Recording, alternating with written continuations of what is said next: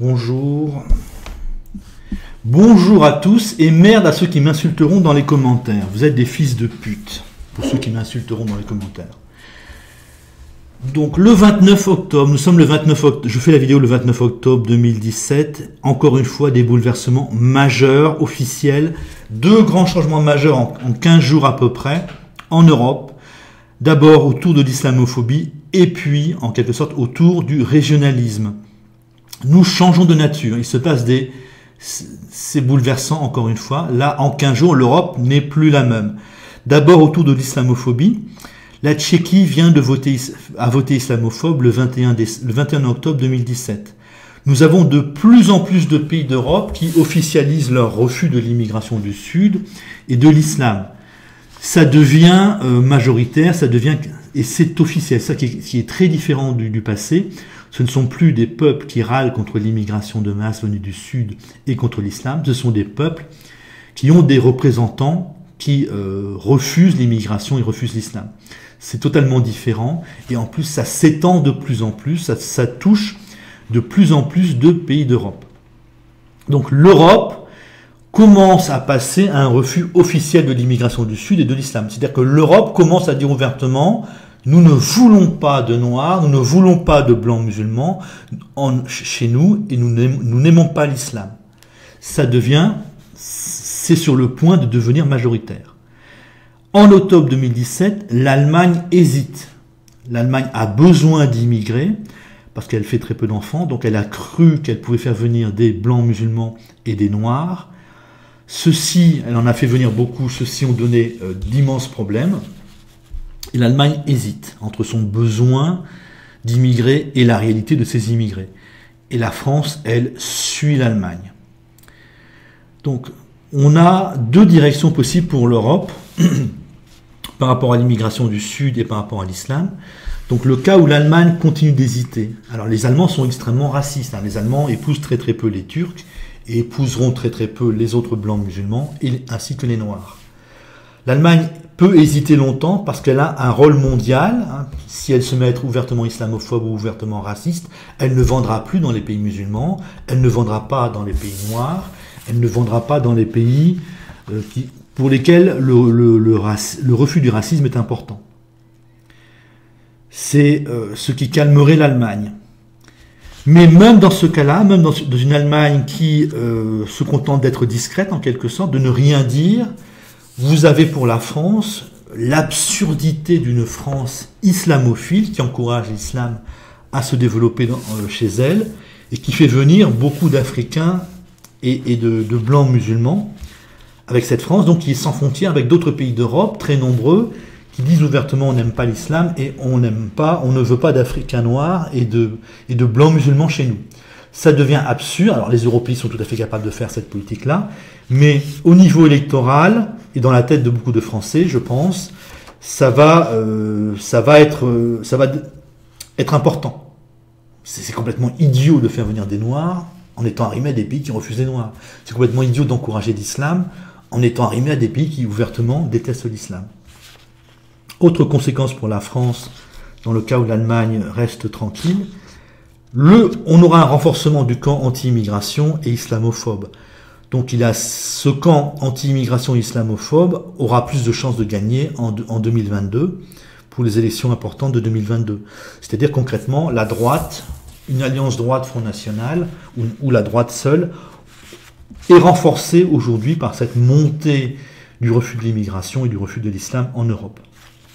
Par contre, si l'Allemagne bascule dans le refus de l'islam, dans le refus de l'immigration noire et de l'immigration blanche musulmane, comme les Allemands sont racistes, comme beaucoup de pays d'Europe sont racistes, par exemple tous les pays de culture allemande et tous les pays de culture anglaise rejettent, on peut le dire, rejettent poliment en 2017, mais rejettent quand même, les Noirs et les Blancs considérés comme musulmans, eh bien nous allons très très vite passer d'un arrêt de l'immigration, d'un refus de l'immigration noire et blanche musulmane, un refus de l'islam, à un racisme pur et simple. Donc si jamais l'Allemagne bascule dans une critique de l'islam, l'Europe, normalement, devrait aller très très vite vers le racisme pur et simple, vers une menace à l'égard des personnes elles-mêmes. On passera de l'islamophobie au rejet des personnes. Ça n'est pas du tout la même chose. Autre phénomène très important qui fait que nous changeons de nature, la montée du régionalisme. Donc la Catalogne déclare son indépendance le 27 octobre 2017 et les régions de Venise et de Milan ont demandé plus d'autonomie le 22 octobre 2017. Alors demander plus d'autonomie, ça veut dire concrètement on ne veut plus payer d'impôts pour les régions pauvres. La tendance n'est pas au respect de son identité, la tendance semble être quand même à ne plus vouloir payer d'impôts pour les autres régions. Les zones riches, les régions riches veulent abandonner les régions pauvres de leur propre pays. Là, on va vers une désintégration de certains pays en Europe. Donc l'Espagne et l'Italie pour le moment. Nous, c'est un peu la même chose. Nous, comme les identités régionales sont beaucoup moins prononcées, nous, on a des villes riches pleines de bobos. Les villes riches pleines de bobos veulent se séparer des villes pauvres, des villes moyennes, des campagnes, remplies de prolos, remplies de... je ne sais pas comment on les appelle chez les bobos, remplis de ploucs, quoi, en quelque sorte, de ploucs comme moi, hein, de gens pauvres, des Français pauvres, des Français les moins diplômés. On est plutôt sur ce fonctionnement-là, mais c'est aussi un abandon des zones pauvres par les zones riches. L'Europe, en conclusion, l'Europe continentale devient une obsession inégalitaire. C'est une sorte de maladie mentale inégalitaire. Il n'y a rien d'autre que de l'exclusion sociale. Les pays riches méprisent les pays pauvres, les régions riches d'un pays rejettent les régions pauvres du même pays, les classes moyennes se débarrassent des classes populaires, ça devient donc une sorte d'obsession, une folie, une mentalité parfaitement assumée, et ça devient l'essentiel.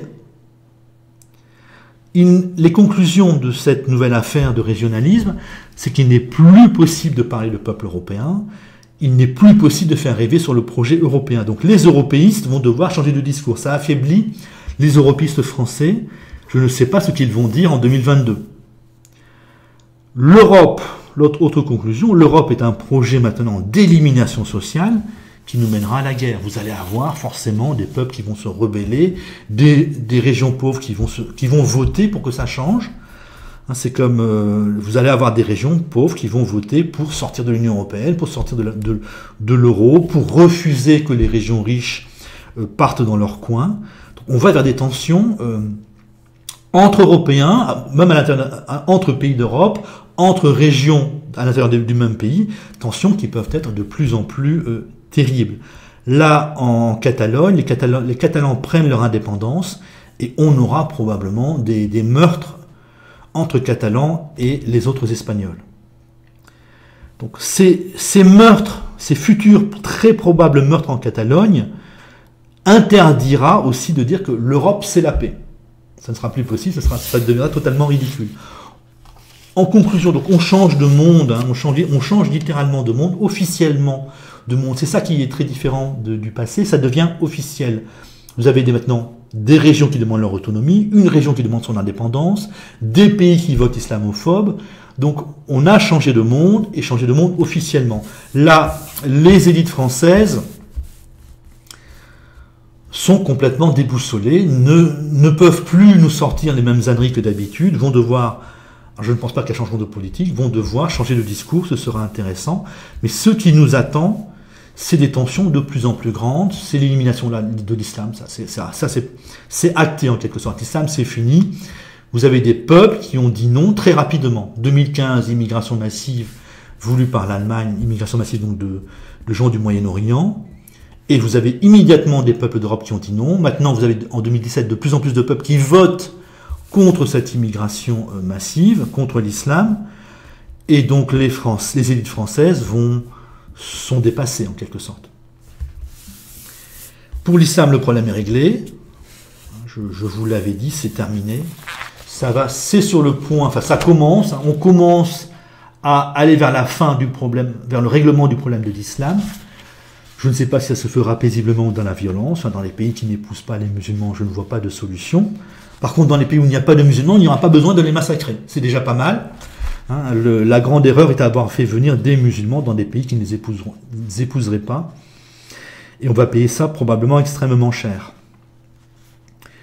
Donc, un changement de nature et un changement officiel. Les élites françaises ne peuvent plus dire que l'Europe c'est bien, Et cette Europe, bon, devient islamophobe, ça c'est une bonne chose hein, pour beaucoup d'entre nous.